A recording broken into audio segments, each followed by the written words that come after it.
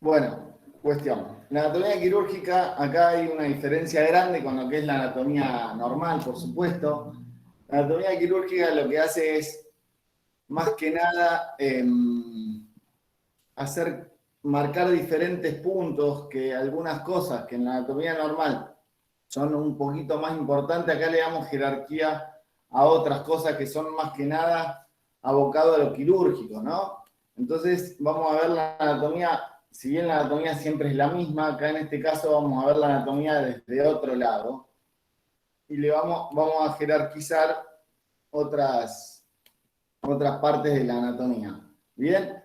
Entonces, creo que la idea, como dijo Horacio, hay un gran déficit de la carrera en lo que es anatomía, y eso también tiene que ver mucho con los alumnos. Nosotros vemos en los exámenes que hay alumnos que la anatomía la saben muchísimo, y hay otros que directamente les preguntas cosas muy, pero muy básicas, y ni siquiera saben lo que es una arteria. Y si bien ustedes van a decir, bueno, pero si yo voy a hacer oftalmología, ¿para qué me importa saber la anatomía del abdomen? O, por ejemplo, si voy a hacer psiquiatría, ¿para qué me interesa a mí directamente la anatomía? La realidad es que primero no podemos recibir como de médicos sin saber anatomía, más allá de lo que querramos hacer, porque aparte no sabemos lo que vamos a terminar siendo. Segundo, que es algo fundamental, son las partes básicas de la carrera que hay que conocer para lograr entender el resto de las situaciones. Y tercero, también ustedes van a trabajar casi seguramente, la gran mayoría de todos como médicos, y van a estar al frente de una guardia y les va a tocar hacer consultas a domicilio y un montón de ese tipo de cosas, lo que va a hacer que necesiten saber un poquito de esta anatomía. Nosotros desde la cátedra de cirugía, por supuesto que tenemos que jerarquizar la parte quirúrgica, la anatomía quirúrgica y lograr hacer entender las partes del cuerpo para que después ustedes puedan entender un poquito las enfermedades. Y no podemos conocer, por ejemplo, si vamos a ver, que después les voy a mostrar una imagen, una placa de tórax, y quiero diagnosticar un neumotórax, no puedo no conocer una placa de tórax normal o conocer cómo está compuesto el tórax. ¿Se entiende, no? Hacia dónde va orientado. Entonces, por eso, yo lo que les ponía en la primera imagen, ¿se ve bien el PowerPoint? No se ve el Power, profe. No se ve. El Power No se ve, verde. Ah, no me vayan a contar, No, sí, le habían dicho, le habían dicho ahí en el chat, pero no sé qué lo habían visto. El que me quiere interrumpir, que me interrumpa y Claro. hablando, no hay ningún problema.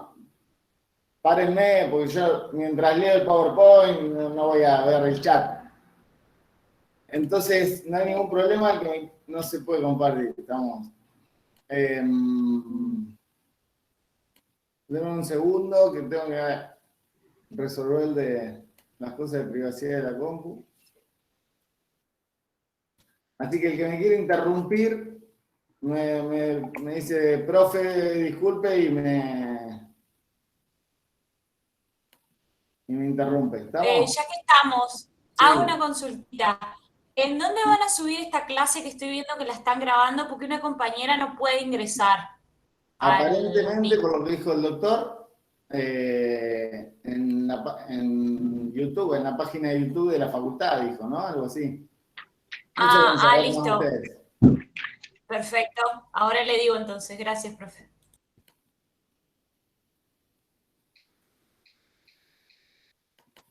A ver. ¿Ahora se ve la pantalla? No se ve. No, profe. No. Ahora sí. ¿Sí o no? Ahora sí. Ahora sí, Ahora sí. profesor, bien. Ahora se ve, estamos ahora bien. se ve. Bueno, cuéntenme cuántos de ustedes, más o menos así, a grandes rasgos, creen saber de anatomía un poquito. ¿Quién cree saber hacer una buena descripción anatómica? Son casi 300 alumnos. ¿Qué creen ustedes?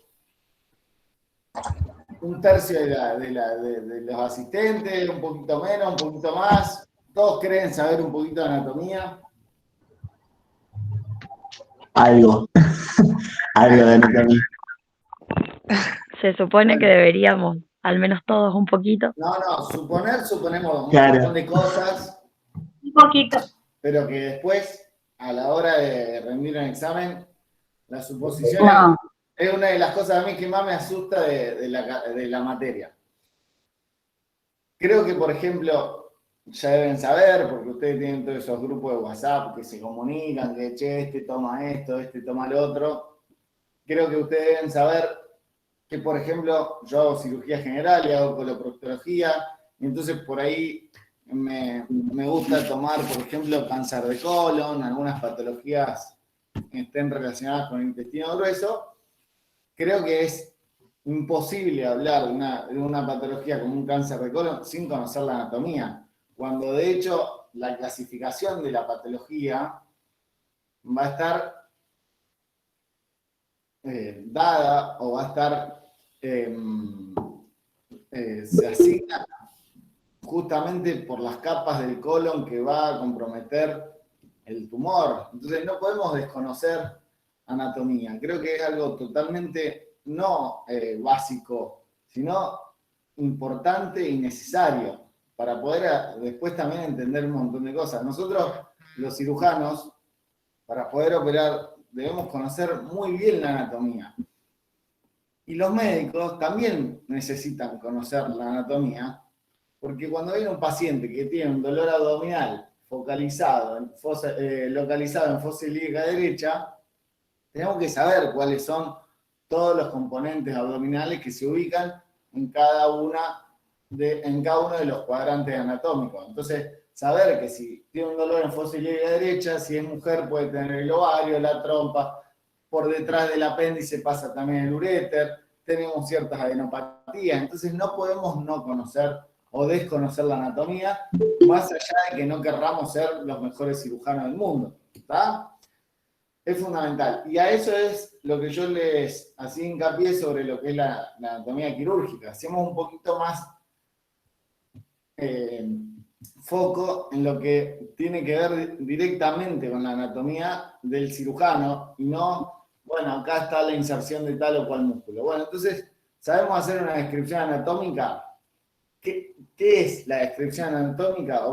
¿En qué se basa? Es directamente describir lo que estamos viendo. Por eso puse ahí la primera pregunta de qué es. Si ustedes le van a preguntar o le van a pedir que describan un estómago, ustedes tienen que describir qué es el estómago. Tienen que organizarse, tienen que tener un orden, una descripción de un órgano que sea más o menos de este tipo. Primero, responderse en la cabeza para poder expresarle al docente o al colega o a quien quieran ustedes contarle sobre la anatomía de algún órgano. ¿Qué es? ¿Bien? ¿Qué es? ¿Dónde se ubica? La segunda pregunta. Tenemos que ubicar en tiempo y espacio al órgano. El órgano va a estar... nunca cuando ustedes hablen de anatomía, cuando hablen de lo que vayan a hablar, menos en un examen, den por sobreentendido las cosas. ¿Bien? Porque eso justamente también, de eso se trata un examen, de ustedes tratar de empezar de cero a describir o una patología o en este caso la anatomía de un órgano. Entonces, si estamos hablando del estómago, ubíquenlo anatómicamente en un cuadrante. ¿Bien? ¿Cómo es? Después vamos a describir cómo es un órgano. Esto es todo anatomía. Eso es la anatomía. Donde ustedes veían qué es la descripción. Donde decían dónde se ubica es la localización. Cuando hablamos de cómo es, también descripción macroscópica. Por ejemplo, las relaciones en anatomía quirúrgica cobran una relevancia sumamente importante, mayor importancia que otras cosas, por ejemplo, que la inserción de un músculo. Entonces, creo que hay que empezar a enfocarse desde la anatomía quirúrgica para que ustedes entiendan y que es una anatomía un poquito más útil. ¿Bien? Vamos a empezar entonces a hablar del tórax. El tórax, respondiendo un poquito a qué es una de las grandes cavidades que tenemos en el organismo. Tiene una forma cónica, ¿se acuerdan que yo les decía cómo es? Tiene una forma cónica que se encuentra entre los miembros superiores, ¿bien? Se comunica a través de la apertura torácica superior con la región cervical y a través de la apertura torácica inferior con el abdomen, ¿bien? A través del diafragma. Eso es una breve descripción. Por supuesto que tiene un componente óseo que lo recubre, que va a estar formado por el esternón, las costillas y las clavículas, y también la columna vertebral hacia atrás y los cartílagos que unen el esternón con las costillas. ¿Bien? Ese es el cuerpo óseo, ese sería entonces el continente. ¿Por qué? Porque está formado por dos partes. Una que es el continente, que es la cintura torácica, y otro que es el contenido, que a causa de este contenido podemos dividir el tórax en tres partes. Hacia los lados, un hemitórax derecho y un hemitórax izquierdo, y en el centro el mediastino. ¿Vamos bien hasta acá?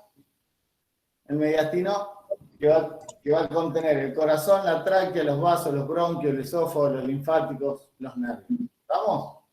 ¿Por qué es importante conocer, en este caso en particular, la apertura torácica superior? Por la gran cantidad de vasos y de órganos que pasan a través de esta apertura, que va a estar protegida justamente por estos huesos que veníamos nombrando. ¿Bien? ¿Cuáles son esos componentes que atraviesan la apertura torácica superior? Las grandes venas y las grandes arterias, el esófago y la tráquea. En este caso, conocer esta anatomía, esta parte de las arterias y de las venas, es muy importante porque, por ejemplo, en la práctica diaria del cirujano, del terapista, del clínico, del anestesista, va a ser fundamental conocer las relaciones de la vena yugular o de la vena subclavia para lograr hacer la colocación de una vena central. ¿Bien? Nosotros ya más adelante en las clases o en algunos seminarios también se va a dar, tenemos diferentes accesos venosos. ¿Vieron? Por ahí los aburro un poco porque ustedes quieren a lo mejor terminar más rápido, pero esto es la anatomía quirúrgica, tratar de explicarle para qué sirve saber cada una de las cosas, aplicarla hacia la cirugía. Nosotros tenemos diferentes accesos venosos. Tenemos un acceso venoso periférico, que es el típico acceso venoso que van a ver ustedes cuando se internan y le ponen un suerito, cuando se sienten un poquito mal. Ese acceso venoso periférico lo va a colocar o lo va a buscar una enfermera. Y después tenemos los accesos venosos centrales, que son los grandes vasos venosos que tienen una comunicación mucho más directa con el corazón y que nos va a servir para un montón de cosas diferentes al acceso venoso periférico. Ya lo van a ver más adelante. Bueno, esa vía central que nosotros llamamos con ese nombre, las más importantes, las vías centrales más importantes, las localizaciones más importantes son la vena yugular y la subclavia. Entonces es fundamental conocer todo este tipo de relaciones anatómicas, saber que atraviesan la apertura torácica superior. Y también más adelante van a ver que uno de los accesos quirúrgicos al tórax es por la apertura torácica superior. Entonces, sí o sí, cuando uno está operando, tiene que saber por dónde va a ir para no lesionar ninguna arteria, ninguna vena o ningún nervio que sea de jerarquía. ¿Bien? Bueno, está cubierta por diferentes músculos. Tenemos dos grupos musculares de importancia, los intrínsecos y los extrínsecos. Los intrínsecos, que son los intercostales, los subcostales y transverso del tórax. No nos vamos a detener tanto en los grupos musculares. Los extrínsecos, que están separados en un grupo anterior, que son los que están por delante del tórax, y el posterior. Saber los nombres, creo que por ahí sí es importante, saber más o menos la ubicación, y no detenernos tanto en la inervación, en la inserción, como lo hacíamos por ahí en una anatomía normal. Los extrínsecos están formados por el pectoral mayor y menor y el serrato. Fíjense que ahí en esta diapositiva pone auxiliar en la respiración. La realidad es que todos los músculos del tórax están involucrados en la respiración, absolutamente todos, algunos con un poquito más de importancia que otros. y en este caso los anteriores, por supuesto, un poquito de importancia más que el resto. Y los posteriores son el trapecio, el dorsal ancho, el romboide mayor y menor y el serrato posterior.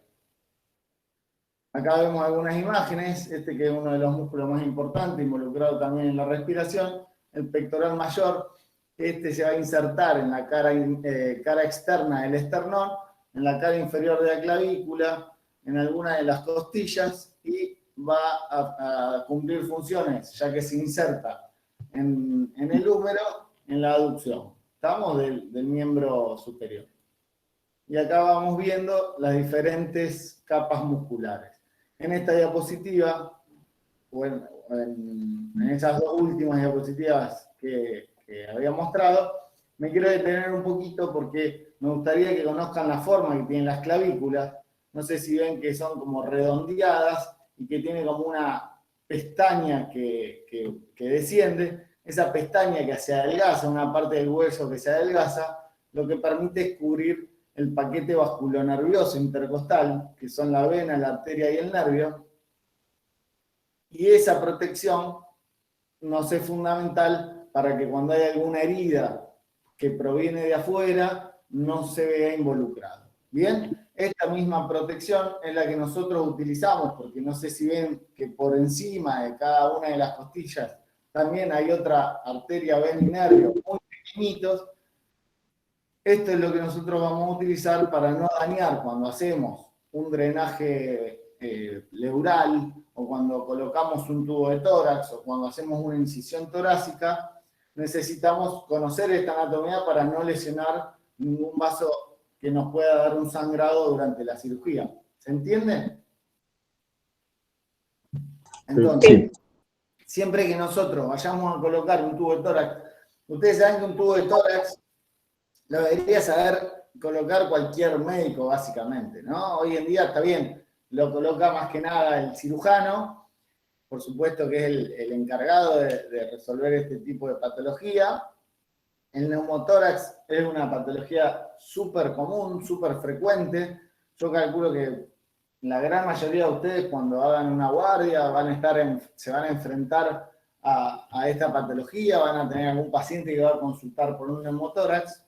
Y si nosotros estamos trabajando en un pueblo un poquito alejado, donde no tenemos una fácil derivación, donde puede llegar en cualquier momento un paciente que desatura, que no tiene una buena mecánica respiratoria, producto de un neumotórax, deberíamos saber drenar un neumotórax. ¿Bien? Entonces, conocer más o menos esta anatomía creo que es muy necesaria para todos. ¿Bien?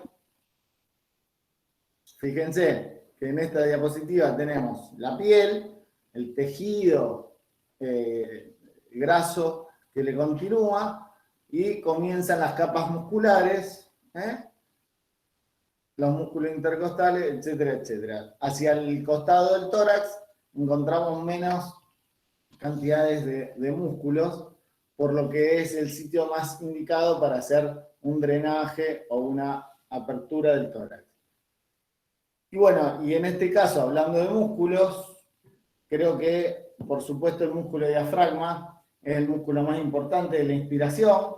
Es un músculo que va a separar y dividir la cavidad torácica de la cavidad abdominal, o sea, se comunica la cavidad abdominal a través del diafragma con la cavidad torácica.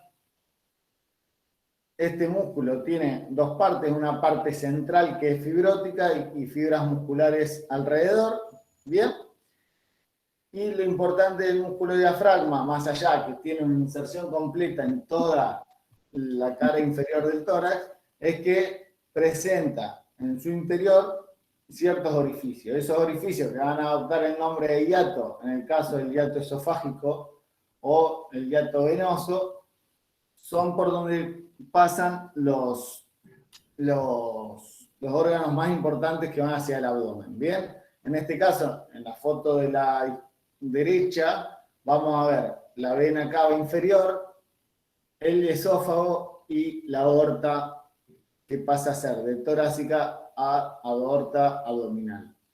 Fíjense en las relaciones, porque cuando nosotros también apliquemos la anatomía a una tomografía donde no hay colorcito azul, donde no hay colorcito rojo y donde no hay nombrecitos marcados, tenemos que conocer por las imágenes que vemos, que son todas a veces muy similares, cuál es la vena, cuál es la arteria y cuál es el esófago. Esa es la idea de que ustedes sepan anatomía, que ustedes logren reconocer en una tomografía, por ejemplo. Saben que la tomografía se llama tomografía axial computada. ¿Por qué se llama axial? Porque son todos cortes axiales. En este caso, en la foto de la derecha que yo estoy hablando, ese es un corte axial, visto desde abajo, exactamente igual que como se ve en una tomografía. Entonces, cuando vemos la tomografía, se va a ver de esta manera. Nada más que todo en diferente gama de grises.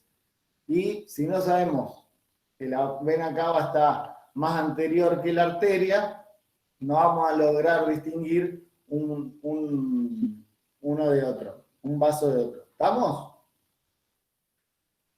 Bueno, ahí ven un poquito una imagen interesante donde se relaciona la tráquea, la bifurcación traqueal con el callado de la aorta, ¿bien? Y cómo atraviesa el diafragma. Y ahora hablamos un poquito de las pleuras. ¿Qué son las pleuras? Son membranas serosas, como casi todas las membranas serosas del cuerpo. Son dos membranas que están separadas por una cavidad que le llamamos virtual. Y van a escuchar un poquito, varias veces van a escuchar en anatomía la cavidad virtual. ¿Y qué es una cavidad virtual? Una cavidad que en realidad no existe porque hay presión negativa. Lo que hace es que, como si fueran las pleuras, es como si fueran dos hojas de nylon que están cerradas al vacío. ¿Vieron cuando compramos esa carne cerrada al vacío? Que vemos que la carne tiene movilidad, pero que en realidad no hay, en definitiva, un espacio entre la carne y la bolsa. Bueno, eso es una cavidad virtual, que siempre en las cavidades virtuales hay presión negativa. Para que pueda lograr ser virtual, va a haber presión negativa. Acuérdense de esto, porque después cuando hablamos sobre las presiones del neumotor, del tórax, sobre las presiones de la cavidad abdominal, después nunca nadie se acuerda.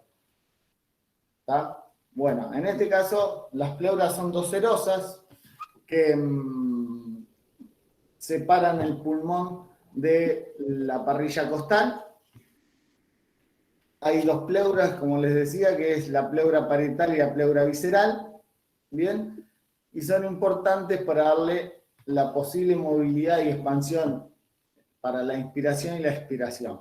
¿Bien? ¿Alguna pregunta hasta acá?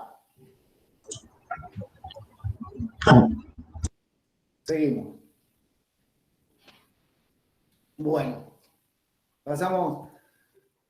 No me quiero detener tanto después. Este es más que nada un seminario de generalidad de tórax y abdomen, porque si no, no vamos a terminar de ver todo, ¿no? Por eso yo quiero que si les va surgiendo alguna pregunta, ustedes me vayan preguntando. No me quiero detener por ahí en detalles que no creo que sean tan de relevancia. Y llegamos a los pulmones. ¿Y qué son los pulmones? Son los órganos de excelencia de respiración, donde se va a producir la oxigenación de la sangre. Básicamente son dos bolsas que va a contener el aire. ¿Cómo están compuestos? Acuérdense que los pulmones van a estar compuestos por diferentes lóbulos y segmentos, ¿bien? Tienen un borde, 3 vértices y 3 caras. El pulmón derecho tiene 3 lóbulos, a diferencia del izquierdo que tiene 2. Es de mayor tamaño, tiene mayor peso que el pulmón izquierdo. Más o menos se calcula que en un adulto varón pesa 700 gramos, a diferencia del izquierdo que puede pesar 600 gramos. En el lóbulo superior tenemos los segmentos posterior, apical y anterior. En este caso, lo necesario de saber los segmentos, lo necesario de saber los lóbulos y las formas, tiene también mucho que ver para, por ejemplo, la patología de un cáncer de pulmón. Cuando hablemos de un cáncer de pulmón, tenemos que saber dónde se va a localizar, porque dependiendo de dónde se va a localizar, vamos a decidir también qué tipo de cirugía hacer. Se puede hacer una segmentectomía, se puede hacer una lobectomía. ¿Se entiende por qué es importante la anatomía quirúrgica? Perdón que les insista, pero después no entienden por qué lo tienen que estudiar. Y no quiero entrar en detalles que ustedes sí a lo mejor pueden agregarse después para poder rendir, para no hacérselos tan denso. Quiero marcarle más que nada en este seminario las cosas importantes que ustedes no pueden no conocer. ¿Bien? Y hablamos del mediastino. El mediastino entonces se va a relacionar hacia ambos lados con los pulmones, como vemos en las imágenes. El mediastino lo vamos a separar en mediastino, se puede separar en 3, ¿bien? Y va a estar conformado por la conjunción de ambas pleuras, ¿no? Esa conjunción de ambas pleuras van a determinar un espacio que le vamos a llamar mediastino. Y dentro de ese mediastino, que lo vamos a separar en 3 partes, un mediastino superior o craneal, un mediastino medio y un mediastino inferior o caudal, se van a localizar diferentes órganos. Son todos órganos vitales. Por eso es que tiene tanto tejido, tejido óseo alrededor que los va a proteger. Siempre donde ustedes vean hueso es que está protegiendo órganos vitales. Por eso en la panza, el colon que queda expuesto por fuera del hueso no es algo vital. Si se lesiona, vamos a poder seguir viviendo. Por supuesto que va a haber que resolverlo, ¿no? Y en esta imagen vemos que es un poco esquemática. Vemos la tráquea que viene desde el mediastino craneal. En esta imagen falta, por supuesto, todo lo que es el sistema digestivo, que también forma parte del mediastino. Vamos a ver el mediastino central, que está el corazón con los grandes vasos, con la proyección de la arteria aorta y de las pulmonares, y la relación hacia abajo con el diafragma. Las arterias, en lo que es irrigación del tórax, ya lo habíamos hablado antes, las arterias intercostales, también están las mamarias, bueno, en este caso no hacer tanto hincapié en la irrigación, bien, aunque lo deberían, por supuesto, saber, pero básicamente está dado todo por las intercostales. Los grupos linfáticos que vamos a ver, tenemos los grupos ganglionales que van a ir desde las traqueobronquiales inferiores y los broncos pulmonares, siempre ascendiendo a través del tronco broncomediastino y de los paratraqueales. ¿Bien? Fundamental en este caso los conductos torácicos. Son para la parte anatomoquirúrgica muy importante. Y el drenaje linfático de los pulmones siempre van de esa manera ascendente. Se dan cuenta que por ahí no nos interesa tampoco entrar tanto en detalle, ¿no? Y acá yo les voy a mostrar unas imágenes y conocer un poquito la anatomía de los pulmones y saber la forma, saber que tiene estos ángulos en la parte inferior, un ángulo medial que es un saco medial y un saco lateral, el saco costofrénico. No puedo indicar, acá no tengo marcador. La primera imagen arriba a la izquierda es una imagen de un tórax normal. ¿Qué vamos a ver en esa imagen? Vemos entonces ambos hemitórax con los pulmones y en el centro vamos a ver el mediastino. Profesor, creo que con tu mouse podés apuntar, a ver. Con tu... No. Sí, ahí está. Estoy marcando, pero no veo, yo no veo el marcador. Ah, bueno, está bien. En la de abajo, profe, en la radiografía de abajo. Sí, estoy abajo. Ahí vio, ¿dónde está? Ahora está arriba. No veo nada. No me deja marcar, porque como estoy en presentación de diapositiva, no me deja marcar. Bueno. ¿Ustedes están viendo nada más en la diapositiva de las imágenes de tórax o se ve algo más? No, eso, profe. Bueno. Bueno, la imagen de arriba a la izquierda, como están viendo la pantalla, ese es un tórax normal. Hacemos una descripción de esta placa radiográfica. Calculo que ya deben saber lo que es una radiografía. ¿Bien? Calculo que saben que todo lo que es negro es aire y todo lo que es blanco es, o todo lo que tiende a ser blanco es lo de mayor densidad, que es el hueso, en el caso de las placas radiográficas. Y me van a decir, bueno, pero en esa imagen abajo se ve todo blanco. La realidad es que esa placa es una placa de tórax que usa diferentes densidades. Para hacer un tórax se usa mayor densidad que para hacer un abdomen. Entonces está velada la parte inferior. Es una placa de tórax, está focalizada en tórax. No, en esta imagen no nos interesa ver el abdomen. Lo único que nos interesa ver del abdomen en la placa de tórax es si hay aire, y si hubiera aire en las placas de tórax de abdomen de pie, el aire se iría hacia arriba, por debajo de las cúpulas diafragmáticas, y lo podríamos ver en la imagen de tórax. Pero en esta imagen entonces vamos a ver los ambos hemitórax con sus pulmones, y dentro de los pulmones vamos a ver las costillas que lo atraviesan, que eso hay que tratar de no quedarse viendo los bordes. Igual nos sirve para ver, obviamente, si hay alguna fractura torácica en un politrauma que llega a la guardia. Vamos a seguir todos los bordes que sean regulares, pero lo que me interesa a mí es que vean una trama entre grises blancos que comprende la totalidad del tórax. ¿Bien? ¿Y por qué nos interesa esa trama? Porque es el intersticio pulmonar. Ahí nos está hablando de que estamos viendo intersticio pulmonar. Fíjense que donde viene el mediastino central, que sería la tráquea, que se ve la tráquea, si ustedes ven hacia arriba en la imagen van a ver una columna pequeña de aire. Esa tráquea se va a dividir en dos y va a ingresar a cada uno de los pulmones por el hilio bronquial, perdón.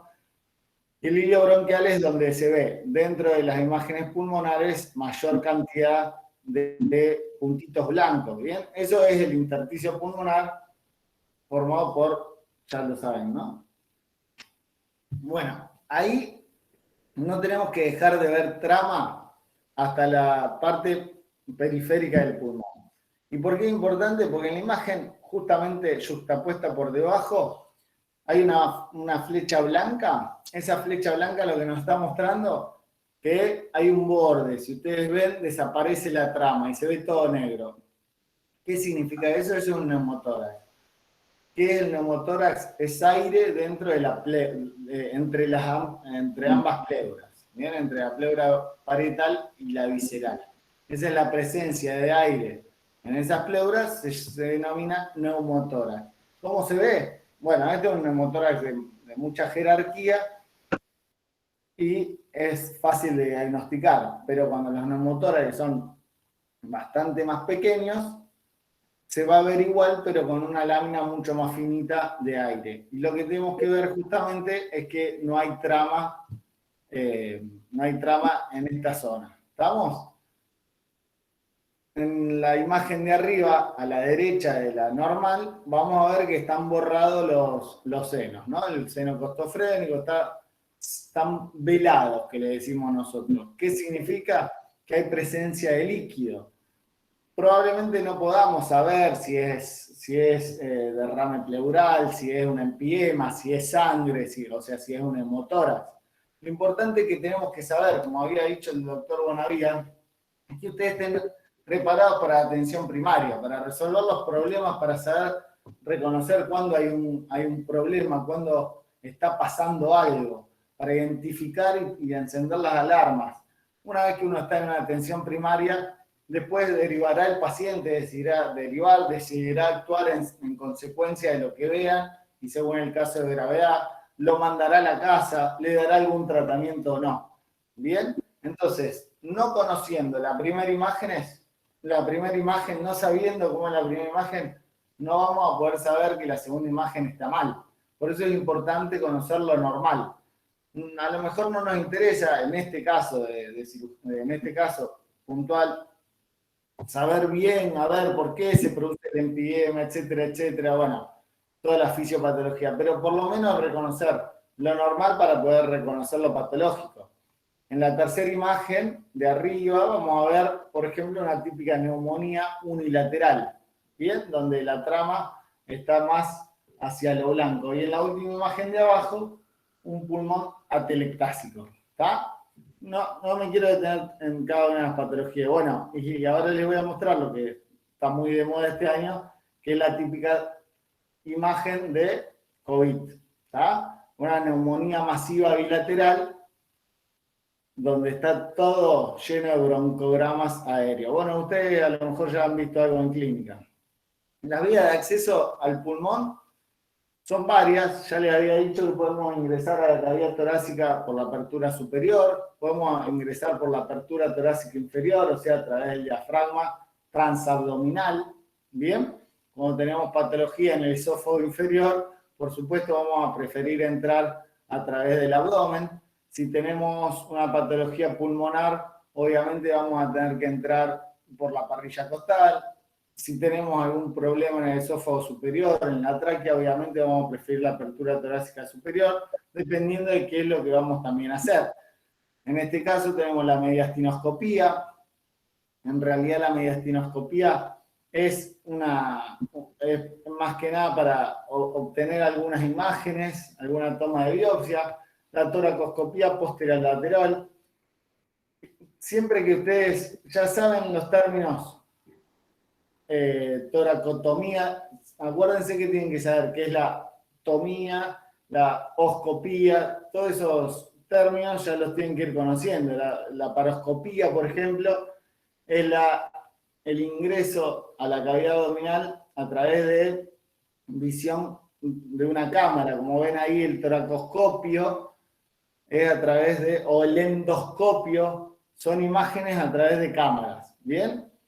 Y el prefijo es lo que va a determinar dónde estamos ingresando. En este caso, toracoscopía es el ingreso a la cavidad torácica a través de una cámara, de un sistema de visión directo.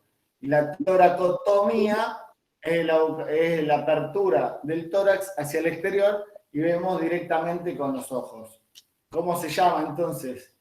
Cuando ingresamos en la panza, que habíamos dicho que es otomía, laparotomía. Ahí en generalidades de todos los libros de cirugía es importante que lo empiecen leyendo porque se le van a aclarar un montón de dudas. Si bien nadie le va a decir, bueno, hablemos generalidades, las generalidades no se toman porque sea por sobreentendido, porque ustedes ya lo tienen que saber, ya es parte del vocabulario de todos los alumnos y de todos los médicos y de todos los docentes. Entonces, cuando hablemos de generalidades, no tenemos que estar deteniéndonos a explicar las cosas. Tienen que ustedes saberlas, leerlas. Esas generalidades, acuérdense que cuando lo lean, le van a aclarar un montón de dudas que tienen de las cosas posteriores que van a leer. La toracoscopía posterolateral, entonces ingresamos a través de los espacios intercostales a la cavidad por medio de una cámara. Se genera se coloca aire, se genera un espacio real, se deja de generar un espacio virtual entre las pleuras para poder entrar con aire y poder trabajar, generar un espacio para poder ver y trabajar. Después tenemos la toracotomía, que es seguramente una de las más utilizadas de tiempos anteriores, que vamos viendo cómo se posiciona el paciente en decúbito lateral, se deja expuesta la parrilla costal, se delimitan, fíjense que en esta imagen están las costillas delimitadas para poder ingresar, tranquilamente se hace una incisión en la piel y comenzamos a disecar plano por plano los planos musculares. Bien, una vez llegado a la cavidad pleural, vamos a exponer, por supuesto, el pulmón. Esto que están viendo es un separador que va a separar y abrir, no es que tenga esa separación de espacio intercostal, sino que se pone en un separador costal para poder ampliar el área de trabajo. Siempre que vamos a trabajar en el tórax y que vamos a generar una presión positiva en una cavidad virtual, va a tener que drenarse a través de un drenaje de tórax, que más adelante lo van a ver con detenimiento, que es esa manguerita que van a ver abajo de la incisión. ¿Bien? ¿Por qué? Porque el aire que nosotros insertamos va a tener que salir. ¿Y cómo va a salir? Si la presión es positiva y es mayor al exterior, va a ser imposible. Entonces vamos a generar una presión negativa a través de unos tubos de tórax que lo van a ver más adelante. Vamos con el docente. Bueno, ahí más o menos redondeamos lo que es tórax. Fíjense que no me detuve en cada uno de los órganos y lo mismo va a pasar en el abdomen porque es un poquito de anatomía del tórax y abdomen en general, no es la anatomía del sistema digestivo, del sistema cardiorrespiratorio, etcétera, etcétera. ¿Bien? ¿Alguna duda hasta acá? No. Sigo. Cualquier cosa, de verdad, párenme. Porque si no, no voy a estar preguntando cada 2 minutos. Bueno, ¿qué es el abdomen? Vamos a responder las preguntas que habíamos dicho. El abdomen es una cavidad que se localiza entre el tórax y la cadera, que contiene la mayor parte del sistema digestivo. Bien, por supuesto, el abdomen en lo que es cirugía general es una de las materias más interesantes y que más problemas nos van a traer en una guardia. El abdomen está dividido en 9 cuadrantes. Estos 9 cuadrantes que tenemos que conocer muy bien están delimitados por unas líneas que son unas líneas imaginarias, las líneas verticales que pasan, son las líneas verticales que pasan por el, se me borró, a través del Hemiclaviculares. Sí, medio clavicular.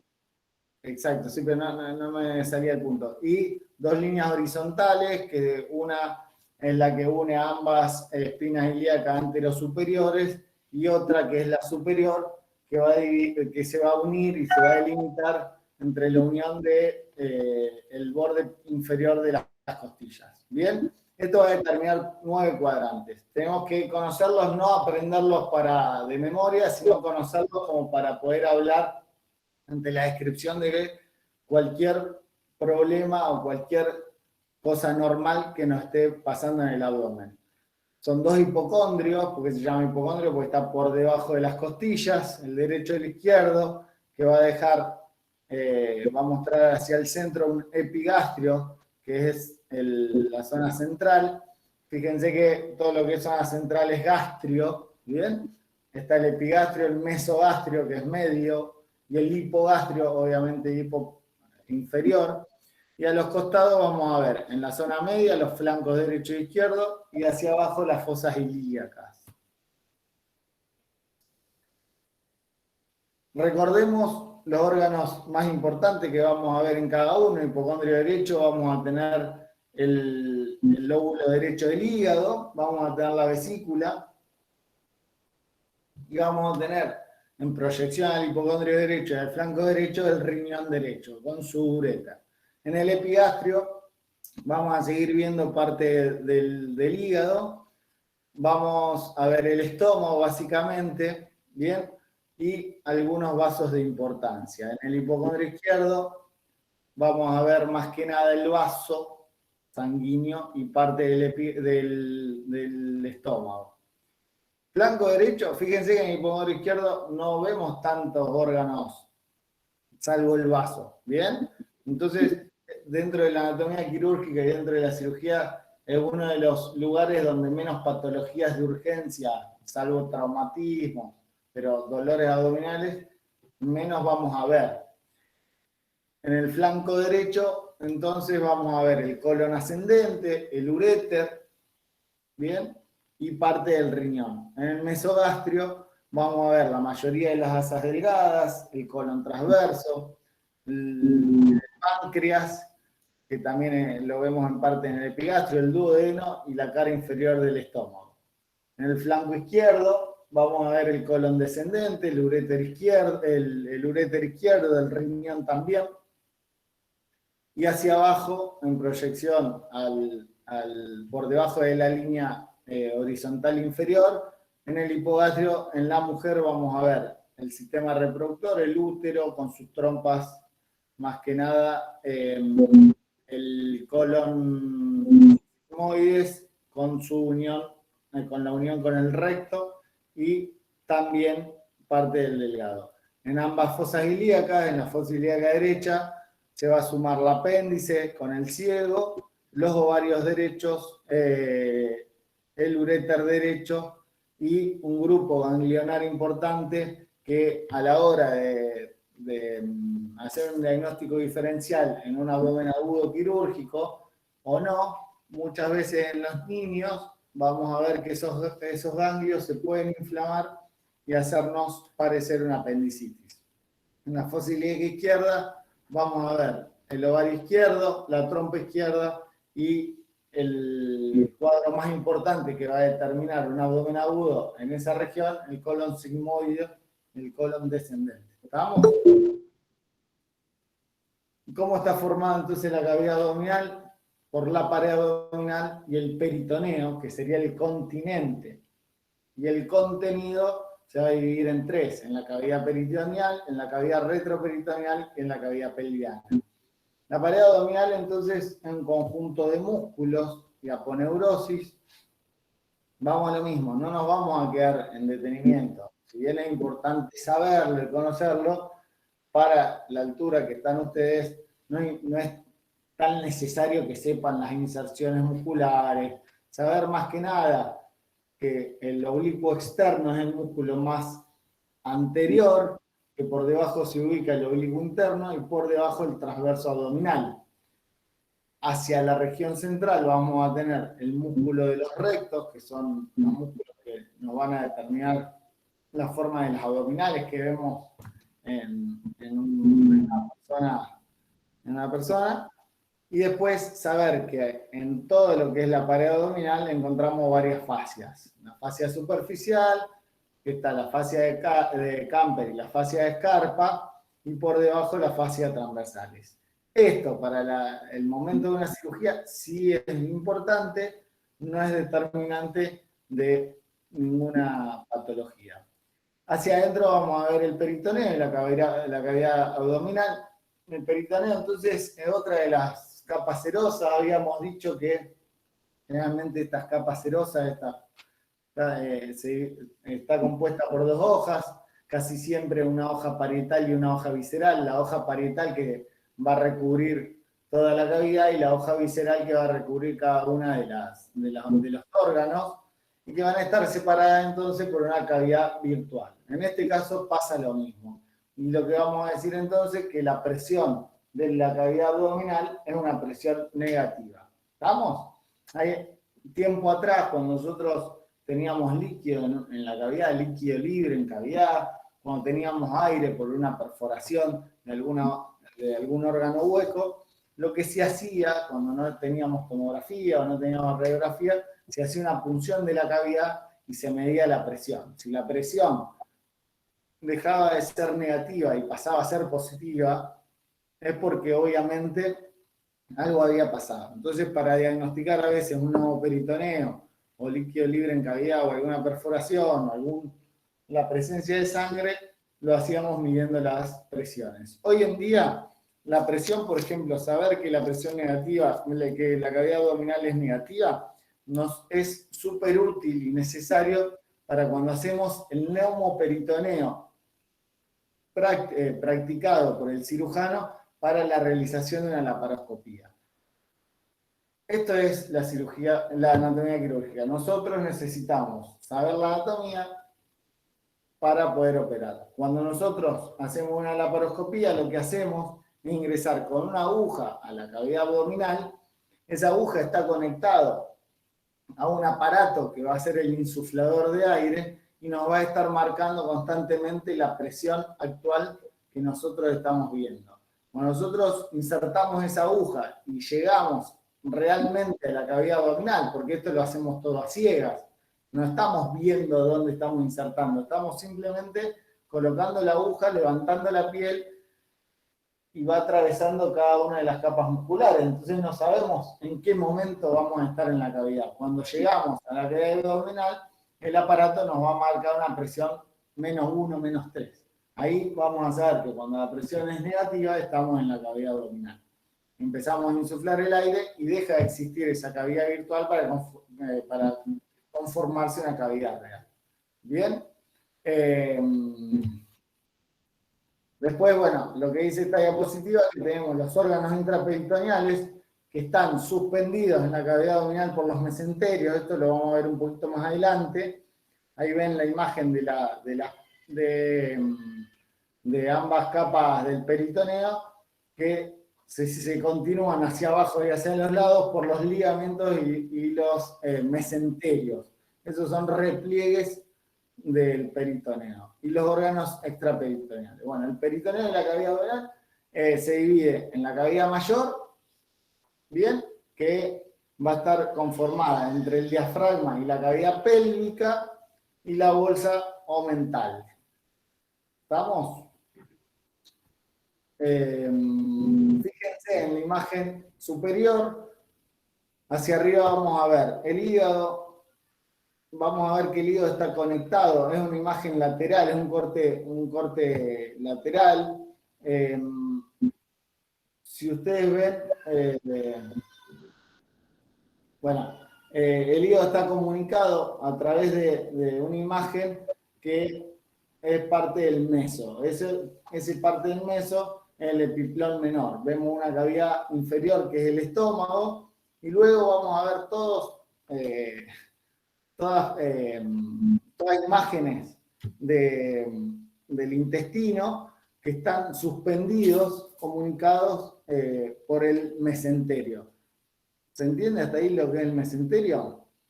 Es lo que le va a terminar dando la irrigación, es parte de tejido graso revestido por peritoneo, que es de donde van a estar sostenidos las asas delgadas y el resto de los órganos.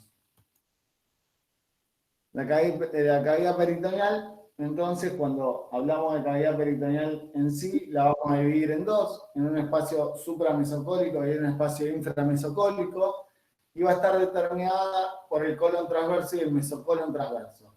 En esta imagen, donde dice colon transverso, vemos todos los órganos que se van a ubicar por detrás del colon transverso. El colon transverso va a pasar por delante de todos estos órganos, va a comunicar el colon derecho con el colon izquierdo, va a atravesar la cavidad abdominal de derecha a izquierda, y ese colon transverso va a determinar estos dos espacios, el supramesocólico y el inframesocólico.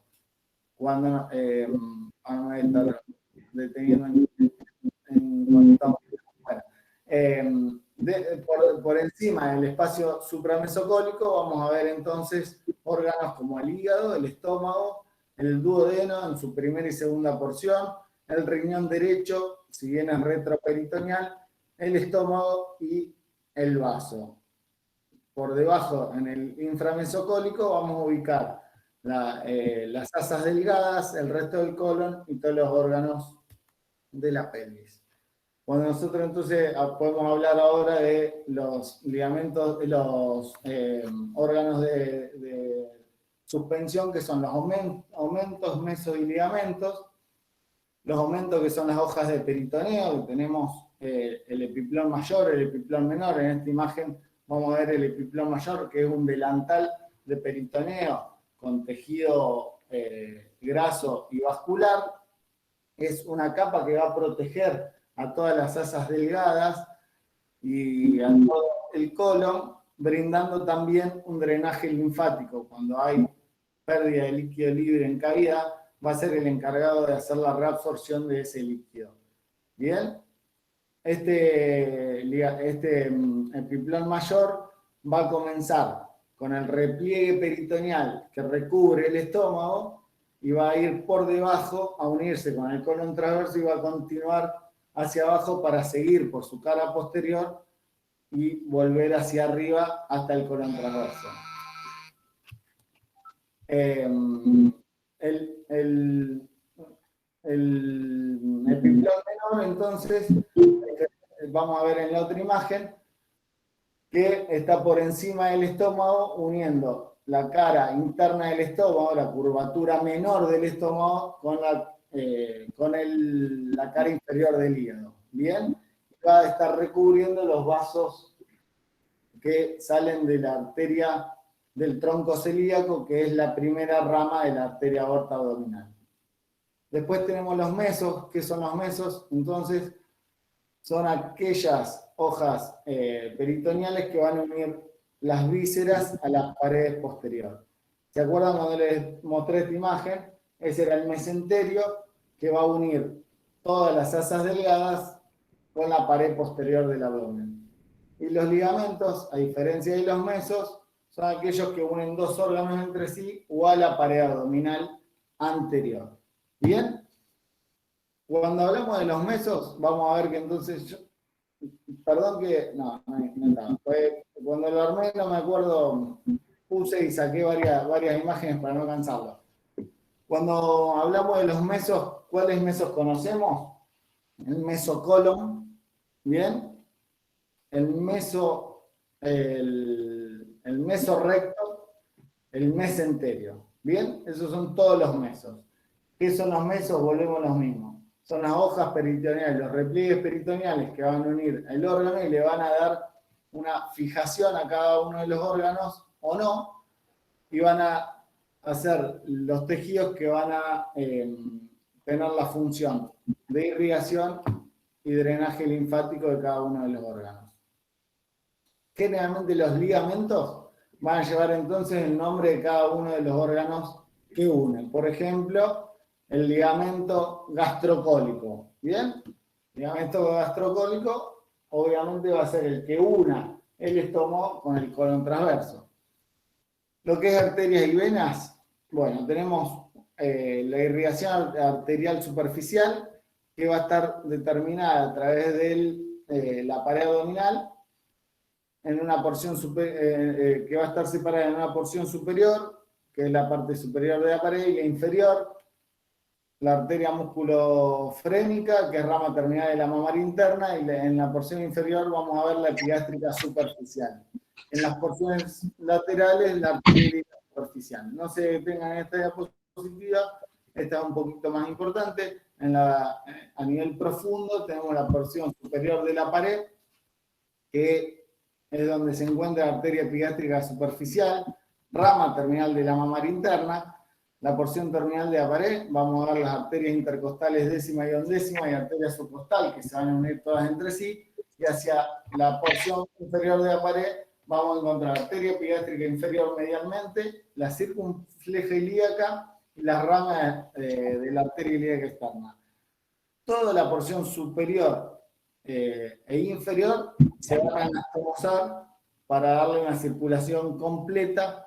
Si hay alguna lesión en la porción inferior de la pared, no vamos a perder la irrigación, ya que también la porción superior va a seguir brindándonos esa llegada de sangre.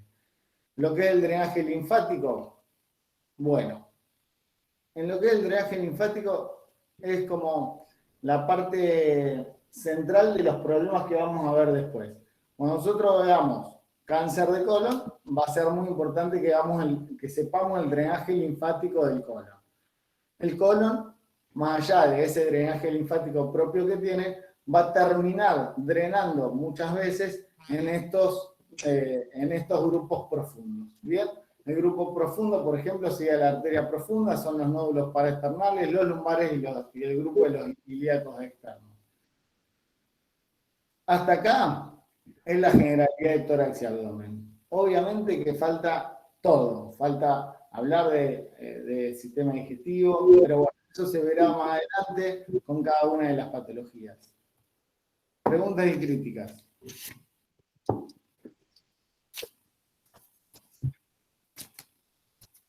¿Alguno que siga despierto? Nadie.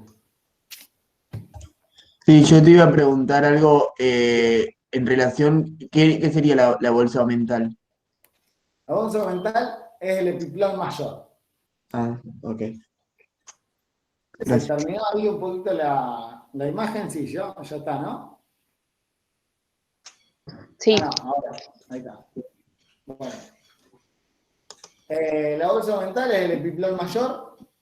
El aumento mayor. Aumento es, el epiplón se puede llamar aumento o epiplón. ¿Bien? Ok, gracias. ¿Alguna pregunta más?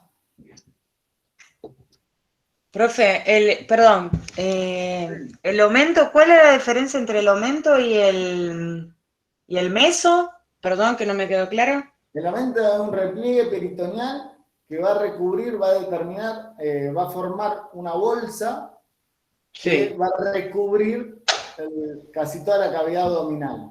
¿Bien? Sí. El meso es un medio de unión entre la pared posterior del abdomen con las vísceras digestivas. ¿Bien? Sí, está bien. Por donde transcurre arterias, venas y linfáticos que van a llevar la irrigación a cada una de esas vísceras. Dale, ok, gracias. ¿Alguna otra pregunta? A mí me quedó una duda con respecto a los dos orificios del diafragma, que uno pasaba la vena cava, la aorta y el esófago, y el segundo, ¿cuáles eran los elementos que lo traspasaban? Cada uno de esas partes del cuerpo, ya sea la arteria, la vena y el esófago, tiene cada uno su orificio, que se llama hiato esofágico. Sí. El orificio de la arteria aorta, etc. Ahí podríamos entrar en detalle un montón de cosas que tiene los pilares que determinan darle tensión. Sí, que lo rodean las cintillas. Exactamente. Cada uno tiene su orificio diferente. No sé si esa era la pregunta. Inclusive, por ejemplo, en el orificio del esófago también pasa el nervio vago. Conocer eso es más importante. Pero por ahí eso se va a ver cuando ustedes vean estómago, lo tienen que saber cuando le preguntemos a ver cómo está inervado el estómago. Ustedes tienen que saber que está inervado que parte del nervio vago es importante, que por dónde pasa, etcétera, etcétera. Por eso esto era algo más de generalidades. Bien, entonces, no, porque como había puesto que había dos orificios en la toma de apuntes de lo que usted decía, profe, y me había quedado que me faltaba el contenido de uno de los dos orificios. Estamos. Bien, gracias. No, por favor. ¿Listo?